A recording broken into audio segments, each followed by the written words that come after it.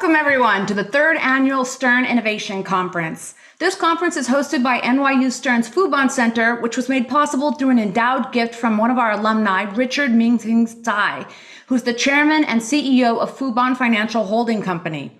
The Fubon Center serves as the school's hub to support, facilitate, and enhance cross-disciplinary collaboration among its existing areas of excellence, including fintech, data analytics and artificial intelligence, and technological innovation. It's designed to bring together scholars, managers, and students to conduct and disseminate world-class research on fintech, tech innovation, data analytics, artificial intelligence, and data science for business. In addition to the annual Stern Innovation Conference, we also host an annual FinTech conference and several speaker series on fintech, data analytics, artificial intelligence, and technological innovation. So please check out our website, and when you get a chance, come join us for some of our other events. We have a really exciting lineup today. We have some of the very top scholars from around the world on remote innovation and collaboration, and they're here to tell us about their latest research findings. We also have top managers from companies like Microsoft and PayPal here to tell us about what they have learned about remote collaboration and to also tell us about the latest technological advances for achieving it. So without further ado, I'm going to start introducing our first speaker. Our first speaker today is Professor Hila Lifshitz-Assaf. She's a professor here at New York University in the Department of Information Operations and Management Sciences. She's also a faculty associate at Harvard University in their lab for innovation science. Professor Lifshitz-Assaf's research focuses on developing an in-depth understanding of the micro-foundations of scientific and technological innovation and knowledge creation processes. She explores how the ability to innovate is being transformed, as well as the challenges and opportunities the transformation means for R&D organizations, professionals, and their work. Her 3-year longitudinal field study of NASA's experimentation with open innovation with online platforms and communities received the Best Dissertation Grigor McClelland Award at the European Group for Organizational Studies. It also earned the Best Administrative Quarterly ASQ paper based on a dissertation and the Best Published Paper in Communications and Information Systems at the Academy of Management. So a lot of awards there. She also investigates crowdsourcing, open source, open online communities, Wikipedia, hackathons, makeathons, and her research has received the prestigious Inspire grant from the National Science Foundation. So I consider us extremely lucky to have Hila here. She's also a very good friend. I feel very lucky to have her here today, and I'm going to hand it off to her in 1 second. I just want to remind everybody we will have a Q&A session at the end of Hila's talk. So go ahead and drop your questions into the Q&A box at the bottom of your screen. And thank you for joining us. Hila, without further ado.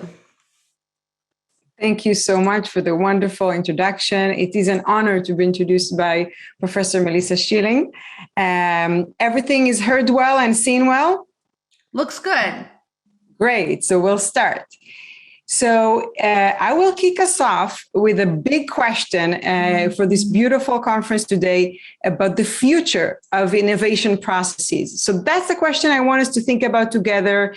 I'm going to share with you new research, and I welcome questions in the Q&A part, as Melissa suggested. Please engage with us. Tell us what you think. This is new research. I will try to answer in the Q&A, and if not, this is my email. This is my Twitter account. You can find me on LinkedIn or via email, and I would love to engage and answer your questions. So what is the focus of today? I like us to rethink what is the role of experts, crowds, and AI for innovation. And we'll start with experts, since historically, this is how we start. If you think about the traditional innovation processes, they're all built on the assumption that we need domain experts. This is why I am here. This is why Professor Schilling is here. We assume that if we get PhDs and we become in-depth expert in a specific domain, then we have the ability to innovate, to create new knowledge. This is how universities are built. This is how R&D organizations are built, incentivizing people for publications, for patents, giving Nobel Awards. This is all built on this assumption. And this has started way back in the 15th century. If you think about it, this is the lone inventor myth. And of course, it has been updated, not fully, but it has been updated. And we have been talking in the last 200, 300 years, let's say, about the fact that it's not just one person who does the innovation. We need multiple people, preferably cross-disciplinary innovation coming from different experts. And then more recently, a lot of talk about the collaborative, diverse way of organizing for innovation as the recommended way, but still within the circle of experts, right? And within the boundaries of organizations, organizing with experts in them to innovate. And then a decade ago, here comes everybody from everywhere, right? The web has emerged, open source, open science, citizen projects, collective intelligence. Scholars, academics, practitioners are saying, why do we have this model? We don't need it anymore. Anyone can innovate from the tip of their fingers with their phone from anywhere. Let's forget about that old model and we don't need it anymore. Let's bring the crowds in. So some people talked about it as crowdsourcing, others about democratizing innovation.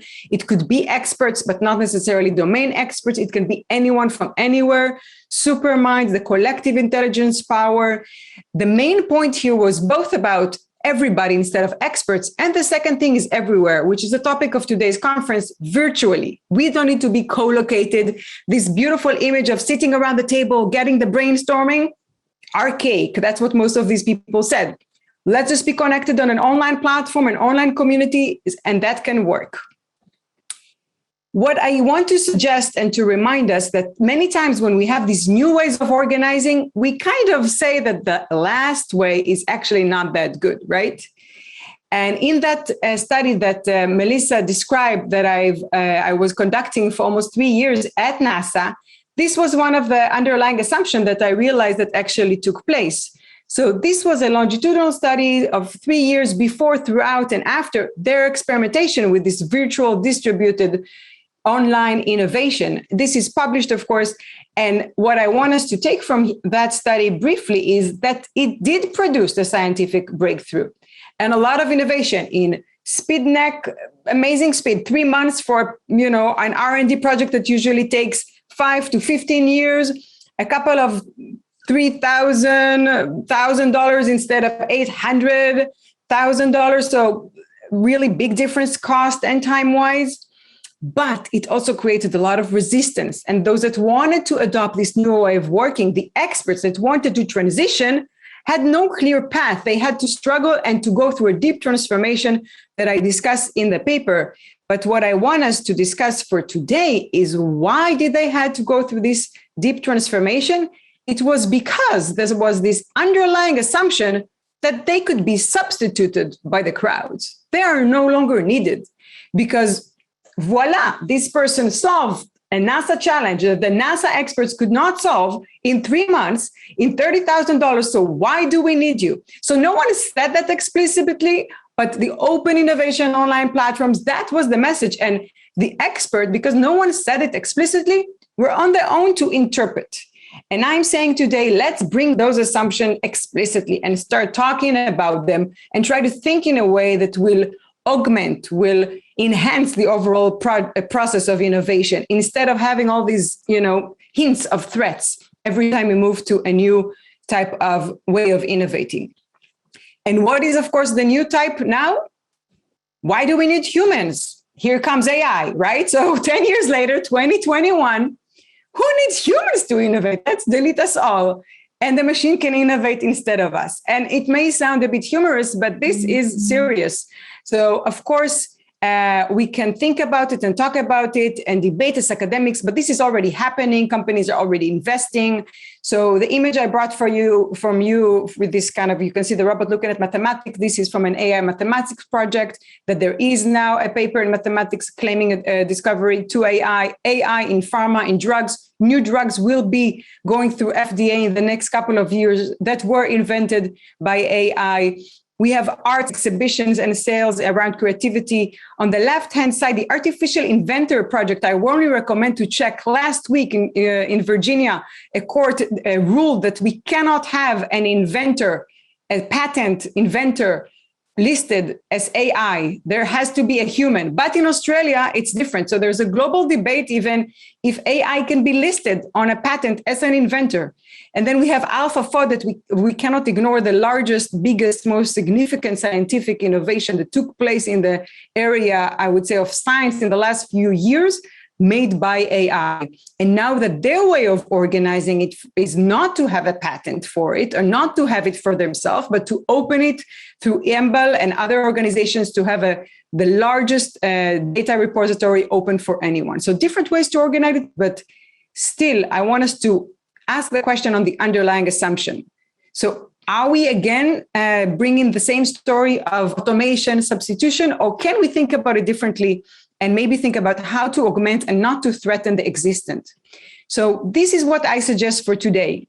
I suggest asking what each agent, entity, actor brings to the innovation process. Experts, what do they bring? Crowds, and AI.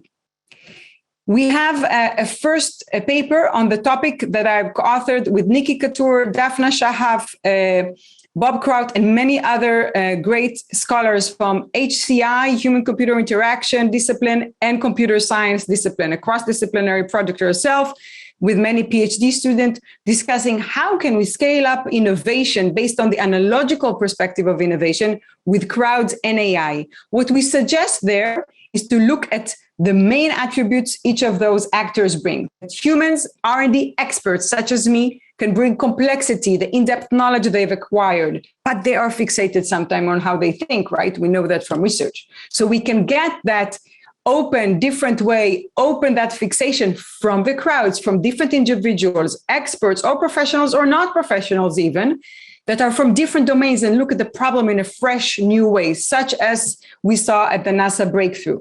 And then comes AI that has the ability to offer scalability on a whole different dimension that humans can, if we think about AI in drugs, et cetera, and new materials, the ability to scan and read literature in an unprecedented volume. So let me tell you one study that we've conducted in that spirit, in that mindset of how can we augment experts instead of replacing them for ideation. This is a study with Nikki Couture, Bob Kraut, and Felicia Nung from Carnegie Mellon in collaboration with Industrial Research Institute, which is a great umbrella institute from many companies. So these are some of the companies that tightly collaborated with us, Bosch, Hershey's, and I invite companies that are in the audience, if they want to participate in such field experiments, to approach to us. So we started the study by listening to the experts. So we talked to them for a year in their meetings, in their conferences. And what we heard is that they are thirsty for something that will help them break their cognitive fixation in our language, in their language. They talked about this solutionism, this short-sighted way of looking for a solution that is the closest to what you've done. And they want to think differently. This is why they wanted to be innovators and to work in R&D, but it's very hard. Their own way of thinking has been habituated and the organizational pressure that they're constantly in. And then when we asked them, what could you imagine that with today's technology can change that? They said, we don't know, because all these enterprise systems that they bring us are so convoluted and not intuitive. We want something that works the way, our mobile phone apps work, something very simple, very intuitive that can help us maybe break this cognitive fixation. And since my collaborators to the projects are HCI scholars, which means they know how to design things in a way that makes it easy for humans to work with, what we came up with was, what if expert had an inspiration engine, something that will augment the expert in their ideation process, that will enable them to think maybe differently, but will be something intuitive and easy on their mobile app. You can call it Tinder for ideation, if you will. So this was kind of the way we designed it, which was maybe they should get inspiration for a problem that they're dealing with from crowds or AI, but they would get it individually. They will not get threatened. It will not be taking their credit away or their reputation. It's something that they can use whenever they want, however they want. They can swipe if it's good or if it's bad. If it's helpful, the machine can learn from them. And this way, they get some analogical thinking from other domains, which is very hard to do for experts. So an analogical inspiration engine. So this is what we did, and we designed such an augmented process and tested it with real R&D experts and on a real problem. The first study was done with crowds from Amazon Mechanical Turks because the AI was not worthy and not doing it fast enough and well enough. This was a couple of years ago. And now, of course, we have AI and we're working on testing it with AI. I'll share with you the results. So we chose from one of the organizations that was willing to participate with us a real R&D problem that they tried to solve internally. Unsatisfying solutions came up, and they put it before on the open source kind of model as well. So they tried the first two models that I showed you internally with R&D experts, externally online markets, and they said, we're still not satisfied. So we said, let's try this new way that we take the expert, but we augment them. We don't replace them. So the problem is a water-efficient laundry solution, a known problem, since we all know there is water drought and laundries are really inefficient. If you look at the numbers, it's crazy how much an average American family wastes just for laundry. So there was a whole problem formulation, of course, that was taken from the real organization. The bottom line I'll just share with you was, how would you get clothes cleaned up without putting them through the wash? This is what our experts saw. And the study was a field experiment. So we had real experts sitting in a room in their conference for a limited period of time, working on this problem. They were randomly assigned as they entered the room. They didn't know, they got different numbers. Some expert had the baseline, as I introduced you today. The R&D experts working alone, R&D experts solo condition, we'll call it, right? So they had the time to think about it. They had 10 minutes where they could search online on public domains, not something proprietary, but they had to bring us a solution. Of course, this is not a fully developed solution. This was an experiment, but this wasn't a real problem, and some sketches and some solutions. Then the second condition was augmented process, that the crowd brought some inspiration for the R&D experts to solve. So this is kind of a Tinder for ideas situation. You can see some of those inspirations that they brought. So there were UV lights instead of using water. Other ideas, for instance, was to have the clothes designed to begin with stainless materials. And these were sent to the R&D experts in 10 minutes. They could see, they could swipe, they could choose maybe if something was helpful for them and do whatever they found as suitable to do with it. And then they wrote the solution they propose. These are just an example of how they got the inspiration. They had an image, a link if they wanted to explore further, and a small short text explaining from the crowd. We mapped afterwards the solution space to see how was the search of the experts different with this augmented, with this inspiration engine or not. And just to show you, so this was a huge map of more than 150 different ideas, but a snapshot of it is that you can see that there are different areas when they search. The most immediate area is the area of the problem as we defined it, to clean without washing machine. And then there were other, a bit more remote areas of washing machine solution, but maybe a different type of washing machine. And the most distant one was to reduce the need to clean with. Why do we even need to clean clothes to begin with? So that is a bit more, if we think about creativity and distant search, this is a bit more distant and creative. The results were that when these experts were augmented and got these 10 minutes of an intervention of those different inspiration, their search was impacted. And you can see that 71% in the solo brought all of their solutions in the same area of clean without a washing machine.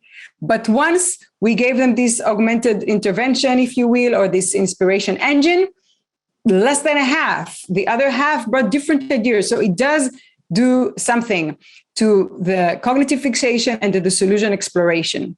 We also had another study I won't show you that actually compared the experts versus crowd. And I can tell you that even for the full solution, the experts had more novel and more useful solution than the crowd could do, because they had that in-depth knowledge and experience. They built really beautiful solutions and nuanced solution based on that inspiration. So it's not like they did the copy paste. We have it all text analyzed, so we could see whatever they've done.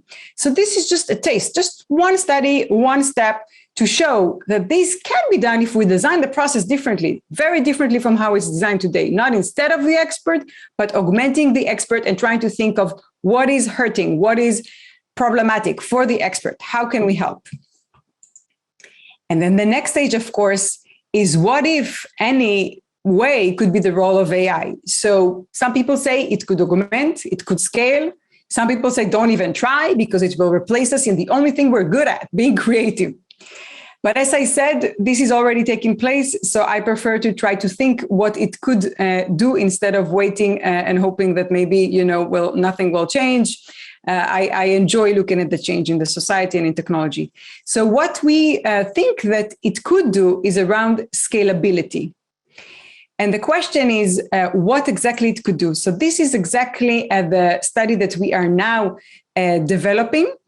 And what we are trying, give me a second because it skipped one slide. So what we are trying to do now is basically to develop an AI-based inspiration engine based on all of the patents database that we have, using GPT-3 to try to understand the hierarchy of each of the patents and looking across different domains. You can imagine this being especially helpful in domains that are more prone to analogical design or analogical thinking, such as mechanical engineering, medical device engineering.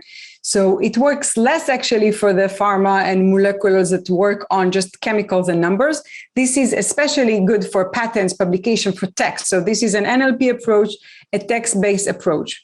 How will you use it as a practitioner or an academic? So if you are an engineering professor and you're developing new things, would you be interested in looking if similar solutions or similar or different mechanisms to a similar problem are maybe developed somewhere else? If you put your problem in this analogical search engine, inspiration engine, it could help you see other patents, other publications, other academics that are working on it. And maybe that could bring us back to that collaboration that we talked about, this cross-disciplinary collaboration that we believe helps innovation. That's one way for academics. For companies, you could imagine that reinventing the wheel is costly. And many times we do that. So one thing that it will definitely create is the ability to search more effectively, what we do today with technology scouting, etc. Another way is to just a specific tool, this augmented tool for your engineer or for your scientist that is thinking about it, and giving them all of a sudden the ability to quickly see. They don't need to know completely other fields, because this can help them search for other mechanisms that are similar or answering similar problems, underlying problems, but in a very different approach from other domains. So it can open their mind in the same way that we did in our experiment. This is the hope, that it can open the cognitive fixation of experts today to think differently and to bring different mechanisms to solve the problem they're trying to solve right now. So this is in collaboration with Daphna Shahaf, a professor for Hebrew U, who claims that computers can be creative, they can have a sense of humor, and many other provocative things. And with Ben Wolfson, a PhD student at Stern at NYU, working on the project right now and designing the model. What was interesting as we're designing the model? I would like to share with you that one of the most interesting things that happened is that we realize our own underlying assumption about how innovation actually happens.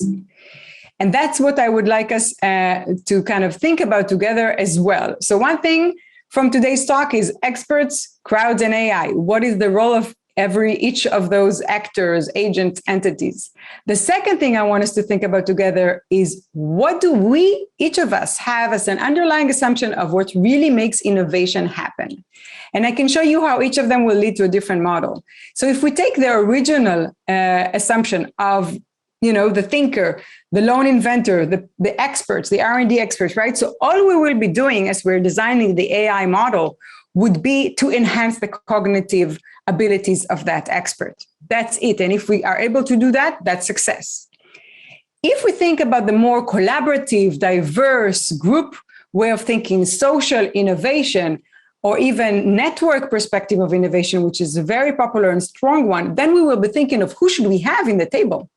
How do we connect the right people? So then we might be even developing a very different AI model. We should be developing a connector AI for innovation that finds the way to connect those that need to be connected and today are not connected, that maybe are working on similar things, that if we bring them together, then we will get this aha, right? It's like the Manhattan Project, but then they thought, who should we bring for such, but without knowing those people, right? With really having the whole world and databases and anyone who wants to put their work in those databases saying, this is what I can do And then the AI is trying to connect people. So this is more AI based for innovation, assuming that the underlying theory of innovation is network. This is what we assume we need to do. We just put the right people in the room and this will happen. And then, as we said earlier on, who needs to be in a room, right? Some other people are claiming it's all about the connections and the knowledge, but they don't need to be, sitting together. They could, and actually maybe it's even better. They're more free to think because they don't have this kind of groupthink if they're all sitting together. Let's have the virtual model work here. Create an AI that is an online platform and it's underlying, that's the engine of the online platform. And people can innovate and work together on the same project like they do at CERN or others, but they don't actually need to meet. They don't need to see each other. Everything can happen online. So these are, for instance, 3 different AI models that will be built differently based on those different models that I share with you. A 4th one that I recently also heard and saw is that it's just a matter of pouring money into the problem. And then what does it mean on the AI model? That we should just try to build AI models for innovation that help predict and minimize the risk of investing in the right things. So you can see now a lot of VCs are trying to build AI models to predict and to learn from their investments. So this is a different direction. It may sound a bit, less deep, but actually Thomas Edison himself says that the first thing you do from his biography, the first criteria you need is for innovation and as an inventor is to pour money at the problem. So in order to experiment more and more. So maybe it's not that far. So with that being said, I would like to open it and to Q&A and to invite academic and industry collaborations, as I said, and questions for anyone. And that's it for today. Thank you very much. That was terrific, Hila. Thank you so much. I'm going to exercise moderator's prerogative to take the first question, if you don't mind. So when you were talking about these different models of how we might open it up and use AI, I was thinking about the research in psychology that shows sometimes there's this risk that when we have groups of people working together on a problem, they end up coalescing around this like really mediocre compromise because they know they're going to have to get buy-in from others. And that's the easiest way to get buy-in is to sort of converge around the sort of compromise position. And then it made me think, well, wait a minute, could you use AI to sort of, you could tune AI, right? You could tune AI to present really novel, provocative solutions that are very different from current solutions, or you could tune the AI to provide solutions we think are extremely executable because they're based on our current way of doing things and they could leverage our existing intellectual property. And I wanted to hear what you thought about that. Could we like treat AI as almost like something we could parameterize in terms of the kind of innovation we want to get? That's a beautiful question. So I definitely think, that if we go one by one on all the faults and the problems that we know happen in creativity from the team's experience and literature, right? We have the first idea bias. People get the first idea and they jump on it. Or we have this group thing, or we have group polarization, not enough voice given to all the people, in the room. So you can imagine an AI design as an AI instigator, consultant, facilitator in the room. Imagine you have an Alexa AI sitting in that middle of the table and saying, by the way, we haven't heard enough from X. The voice distribution is not equally on the table. Or, excuse me, folks, this is the first idea. Don't get stuck here. Continue to move. And this will, for instance, help with the first idea bias. So I think that is definitely, that's why I'm saying it's so important to think about our theory of innovation as practitioners or academics. Why do we think innovation really happens? And then this is how we should design the AI. And I don't think that's necessarily the way the industry is going for today, but I do think it is something that will show up. So consulting companies for innovation, that is something that could be very natural for them to do, to start to design such a thing. So the AI could become a really smart moderator of the conversation, and it could nudge us in particular directions because it would be able to identify sort of what buckets we're falling into. Yes. In my class, I do this exercise where the students, we try to develop kind of AI for diversity. And one of the ideas that the students brought was actually about having that Alexa for team discussions, not even just for creativity, to enhance the diversity around the table, which we know diversity leads to more creativity. So that could be something really neat to do. That's awesome. We have a question from the audience I wanted to throw at you here. From Jimmy Delanto, he asks, how do we protect the intellectual property in each of these kinds of processes when we're opening up across using AI and crowdsourcing? What are people thinking there? That is a whole talk by itself. So first of all, I know that, Melissa, you are an expert in intellectual property, so feel free to tell me what you think as well. That is a complicated problem. So let's start with each of the processes. So experts, that's the traditional model, and that's why we have patents and all of this proprietary for experts. Has that been so fruitful for innovation? Debated opinions, let's say it this way, right?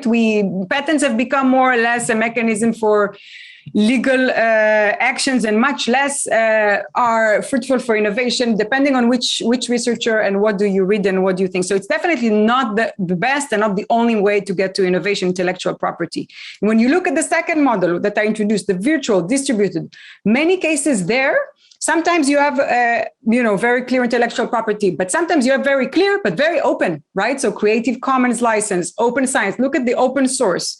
So indeed, open source has some litigation in some cases, but it's not like we imagined, right? So you would imagine when it started, people would say, who will own it? How will it happen? Companies will take it. So there are a few cases, but it is something that is protectable. There are ways, and of course, with blockchain and other technologies, there are ways to really track whatever someone is doing or someone is writing more and more. So I think it is solvable from a technological perspective. It's not as scary as it seems, but it's definitely the first people who get scared from all of this are the legal folks. And I can tell you that there are some legal solutions. And then about AI, as I show you, I think it is an important topic to debate. It's not clear at all. There is a global debate about whether AI can be listed as an inventor and what is the role of AI. I warmly recommend to check that artificial inventor project. It's pretty fascinating. There is specific, they have like team, the name of the people who are working on it, and then they have the name of the AI kind of, and it's Dabius, and they're claiming the Dabius deserves to be listed as a patent, owner. So that is an open question, I think. Melissa, do you have any thoughts on that, since you did a lot of work on that? I want to ask you, I know that you've looked at hackathons and makeathons. When someone participates in one of these hackathons, is the agreement to participate essentially a license agreement where the solution will be owned by the sponsor of the hackathon? That's a great question. So there are two models. The first one, when it's voluntary, usually for social problems, you're doing it pro bono, and then people don't want the intellectual property. They really want people to use it. So they post it afterwards on open source or on open source hardware or software. And you can see that being done on a huge level today with AlphaGo. As I said, the biggest, the most important scientific breakthrough is about to be open. They're not trying to take it proprietary, right? So it's not just something when people do it voluntary, it can also happen on a large scale. The other model is that once you get an award, you give the IP. So if you look at a lot of the online platforms, Innocentive, Topcoder, most of them yet to come, when you put your solution out there and the company that wanted it gives you money, you give up many times your IP. Right. Like the Ansari X Prize. The people, when they win the Ansari X Prize, they keep the IP. I forgot about that. So you can either, give the IP away, or you can start the negotiation. So each platform has a very clear contract. So it's not that in the air. Like, it's very clear. These platforms have been working for a decade, so they have clear IP regimes. That's super cool. Thank you. There's another question here from Isabella Goldmans. She asks, we found that when using experts innovation, crowdsourcing innovation, and using AI tools, the main barriers are at the interfaces. Even when experts and organizations are very receptive to crowdsourcing, the ideas don't go through the interface efficiently. There's too many ideas, or they're not understood, etc. Any ideas on how to improve this? Yes. So as you saw in my kind of Venn diagram, I think we need to put more attention on that overlap, on that interface. Today, these models have not been designed with the overlap in mind. They were designed with the substitution mindset of it's either or. And that's why I think the interface looks the way it is. I've been in the crowdsourcing world for like a decade now.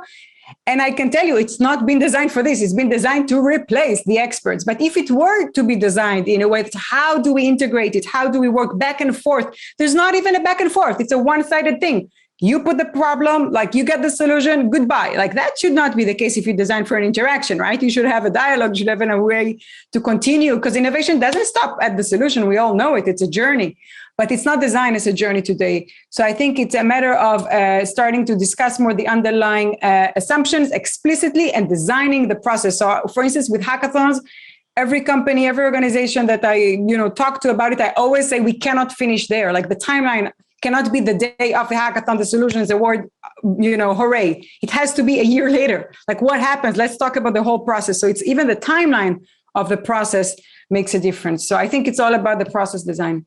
Cool. Harriet Wallerstein has a very provocative question that I really liked.